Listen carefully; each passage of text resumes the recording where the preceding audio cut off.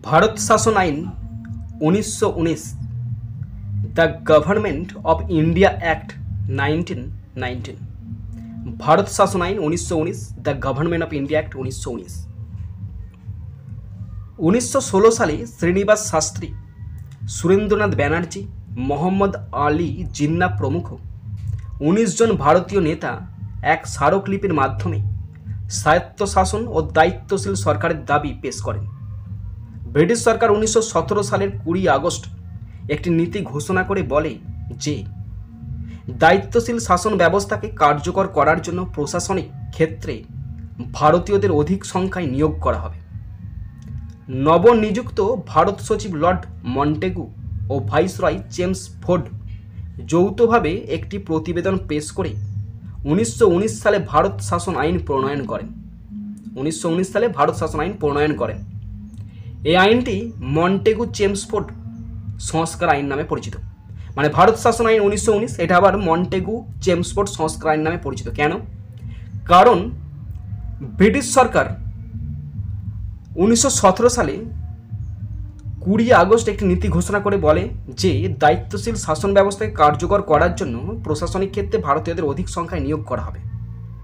নবনিযুক্ত ভারত সচিব Lord Montague, সেই সময় নতুন নিযুক্ত ভারত সচিব লর্ড মন্টেগু এবং ভাইসরয় চেমসফোর্ড যৌথভাবে একটি প্রতিবেদন পেশ করে এবং 1919 সালে ভারত শাসন আইন প্রণয়ন করেন।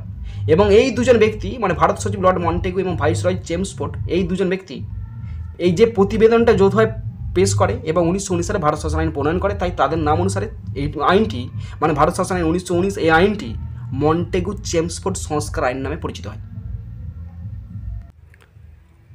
মাই ডিয়ার ফ্রেন্ড, আমি ইউটিউব এবং ফেসবুকের মাধ্যমে ফ্রি কোচিং দিয়ে থাকি ক্লাস 5 থেকে 10 পর্যন্ত ছাত্রছাত্রীদের। আমি এখানে ফ্রি গ্রামার শেখাই, রাইটিং শেখাই এবং টেক্সট পড়িয়ে থাকি। তোমরা যদি স্পেশালভাবে অনলাইনে কোচিং নিতে চাও অবশ্যই এই ফোন নাম্বারে যোগাযোগ করবে।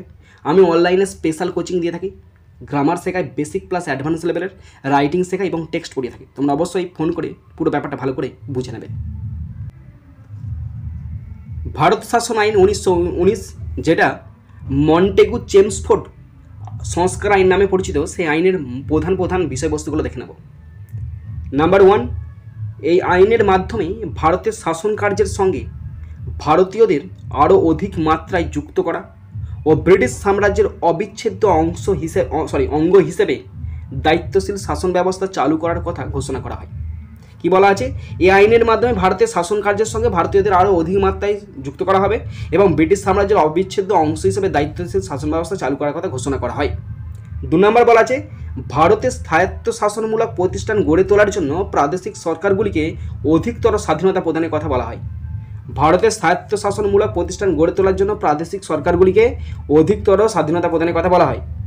3 নম্বর বলা আছে, এই আইনে কেন্দ্রীয় আইনসভাকে দ্বিকক্ষ বিশিষ্ট এবং অপেক্ষাকৃত প্রতিনিধিত্বমূলক করা হয়। যথা এতে থাকবে রাষ্ট্রীয় পরিষদ মানে উচ্চকক্ষ আর কেন্দ্রীয় আইন পরিষদ মানে নিম্নকক্ষ। 4 নম্বরে দ্বৈত শাসন প্রথা প্রদেশগুলিকে চালু করা হয়। মানে যে সমস্ত প্রদেশগুলি ছিল সেই প্রদেশগুলিতে দ্বৈত শাসন প্রথা চালু করা হয়। 5 নম্বর, প্রাদেশিক সরকারের হাতে থাকা বিষয়গুলিকে 2 ভাগে ভাগ করা হয়। মানে প্রাদেশিক সরকারের হাতে যে সমস্ত অধিকারগুলো ছিল সেগুলোকে 2 ভাগে ভাগ করা হয়। একটা হস্তান্তরিত মানে ট্রান্সফার এবং অন্যটা সংরক্ষিত মানে রিজার্ভ করা হয়। হস্তান্তরিত জিনিসটা কি? হস্তান্তরিত বিষয়সমূহ মন্ত্রিমণ্ডলের নিয়ন্ত্রণাধীন ছিল। মানে ট্রান্সফার ব্যাপারটা মন্ত্রিমণ্ডলের নিয়ন্ত্রণাধীন ছিল। তাদের পরামর্শের ভিত্তিতে গভর্নর দায়িত্ব পালন করতেন। মানে তাদের পরামর্শ পেলে তারপরে গভর্নর দায়িত্ব পালন করতেন। বিয়েতে মানে রিজার্ভে ছিল সংরক্ষিত বিষয়সমূহ সরাসরি গভর্নরের নিয়ন্ত্রণাধীন ছিল। এটা ছিল মন্ত্রিমণ্ডলের নিয়ন্ত্রণাধীনে আর এটা ছিল গভর্নরের নিয়ন্ত্রণাধীনে।